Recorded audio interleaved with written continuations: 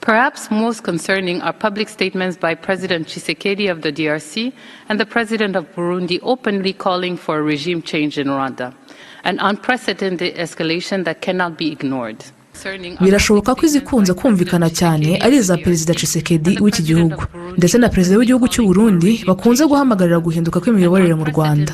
Ni imvugo bashimangira cyane ku buryo tutabyirengagiza. Ni ngombwa kandi kugaragaza ko M23 ari igisirikare kigizwe n'abakongomani, umubare munini wabo akaba ari abakongomani bavuga ikinyarwanda, bakorewe igihe kirekire itotezwa rishingiye ku bwoko nk'uko bikunze kugaragazwa mu bikorwa ndetse no mu mvugo z'urwango. Rwandaphone communities who have long suffered human rights violation, marginalization and discrimination.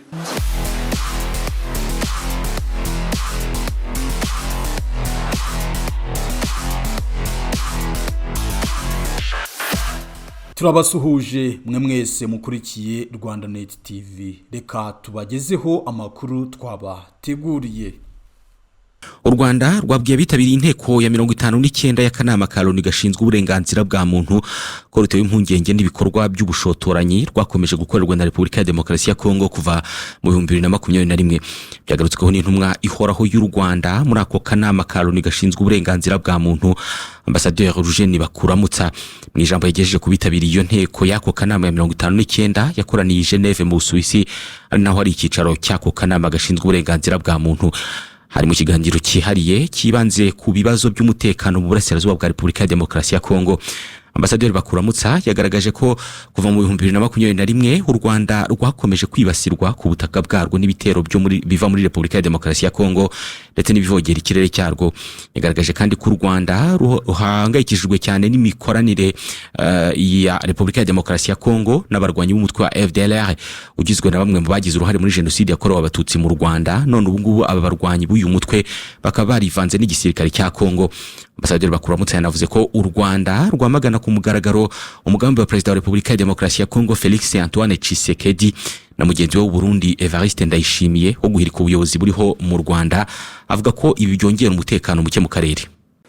Since late 2021, Rwanda has faced a disturbing escalation of hostile actions originating from the Democratic Republic of Congo.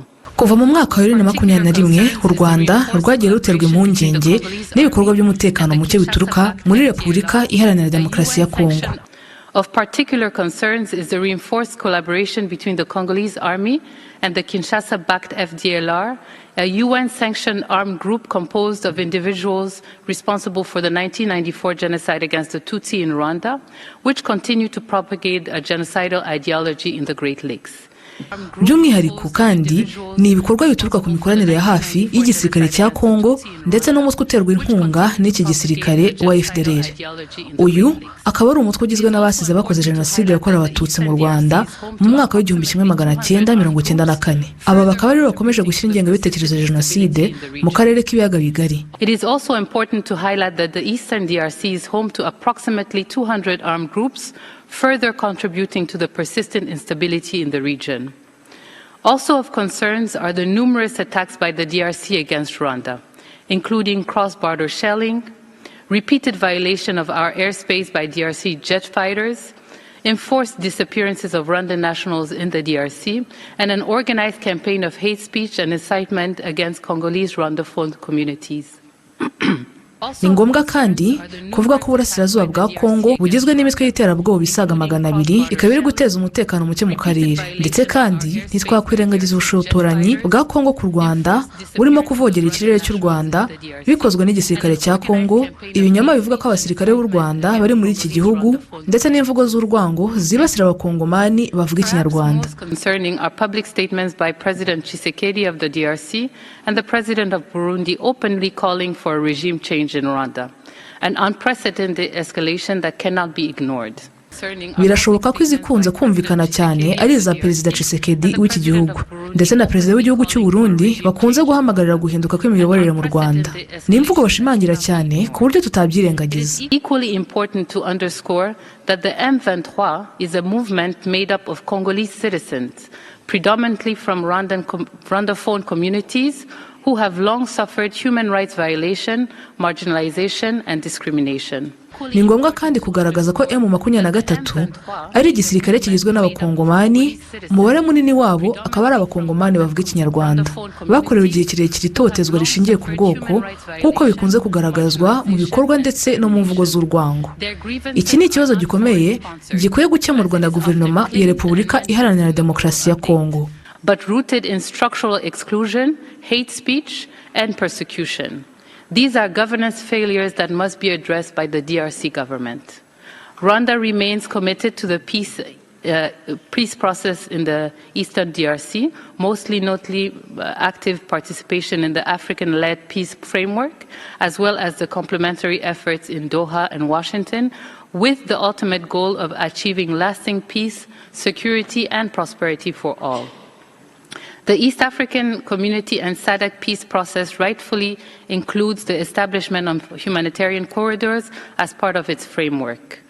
Rwanda urges the international community to prioritize and support this African-led initiative in both political and humanitarian terms.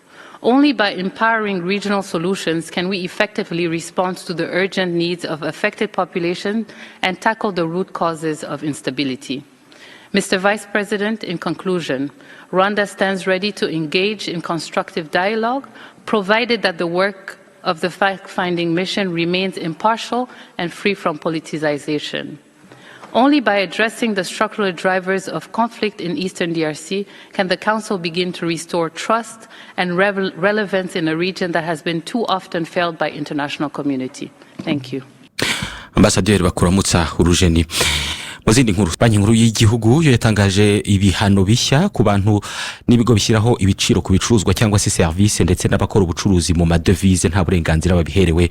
Aya mabwiriza ategeka ko ufashwe ashyiraho yarashyizeho ibiciro mu madevize acibwa miliyoni 5 z'amafaranga y'u Rwanda mu gihe afashwe bwa mbere ndetse na miliyoni 10 ku zindi nshuro zikurikiraho.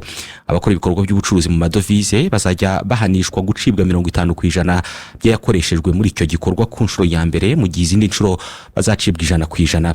Ni mu gihe kandi abategura cyangwa se abagira uruhare mu cyamunara ikorwa mu madevize bazajya bacibwa 50% by'yakoreshejwe. Banki nkuru y'igihugu kandi yibukije abantu n'ibigo bitandukanye kwirinda kujya muri ibi bikorwa nta burenganzira babifitiye. Iyi banki gasobanura ko iki cyemezo cyafashwe mu rwego rwo gukomeza inshingano z'iyi banki nyine nkuru y'u Rwanda zo kurinda agaciro k'ifaranga ry'u Rwanda. Umuyobozi ushinzwe ishoramari mu rwego rw'igihugu rw'iterambere RDB Michel Umurungi aravuga ko mu myaka 5 iri imbere u Rwanda rufite intego yo kubaka ubukungu bushingiye ku bumenyi. Yabitangarije Ikotono muri Benin hateraniye inama ku bukungu y'iminsi 3 yateguwe n'umuryango Francophonie. Michel Umurungi yanabwiye bitabiriye iyi nama ko inkingi 3 zizafasha u Rwanda gutera imbere harimo kongera inganda, guteza imbere ikoranabuhanga ndetse no kongera agaciro ibikorerwa mu Rwanda. Umunyamabanga mukuru w'umuryango wa Francophonie Madame Louise Mushikiwabo wanafunguye iyo nama ya 6 ku bukungu yashimangiye ko ubukungu kimwe n'indimi ndetse n'umuco bifite umwanya wihariye muri uyu muryango. Yongeraho ko binyuze mu nama nk'iyi ngiyi umuryango wa Francophonie ugamije kuba urubuga rutanga amahirwe mashya ku bigo bito ndetse n'ibiciriritse byifuza kwagura ibikorwa byabyo ku rwego mpuzamahanga ndetse n'inkingi yo gushyigikira ibigo bigitangira gukora ubucuruzi mpuzamahanga. Madame Mushikiwabo yanavuze ko umwihariko w'inama ya 6 y'ubukungu ya Francophonie ari uko yanitabiriwe ku nshuro ya mbere n'inganda z'umuco n'udushya mu byiciro bifatwa nk'iby'ingenzi. Ni mu gihe 30% by'ibigo byitabiriye iyi nama bikorera muri urwo rwego rw'inganda zishingiye ku buhanga ndetse n'umuco.